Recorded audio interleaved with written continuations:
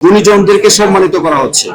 তা আমি মনে করি এই উদ্যোগ বাংলাদেশ অ্যাচিভার্স অ্যাওয়ার্ড 2025-এর যারা উদ্যোক্তা নিঃসন্দেহে এটা প্রশংসার দাবি রাখে।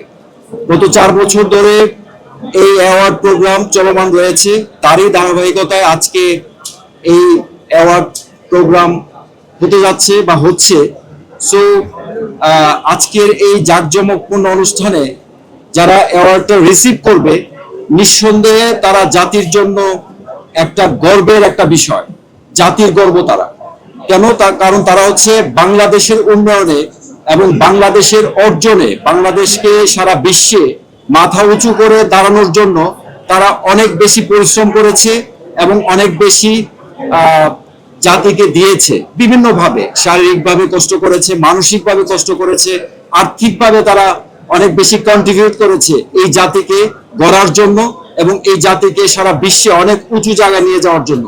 তো সবার পক্ষ থেকে আমি আজকের এই অনুষ্ঠানে বিশেষ অতিথি হিসাবে থাকতে পেরে এবং আমাকে সম্মানিত করার জন্য আমি অনেক বেশি অনুপ্রাণিত এবং অনেক বেশি প্রাউড ফিল করছি এবং সম্মানিত বোধ করছি। তো আজকে এখানে যারা এসেছেন সাংবাদিক ভাইরা এবং বোনেরা, সবাইকে আমার পক্ষ থেকে সালাম।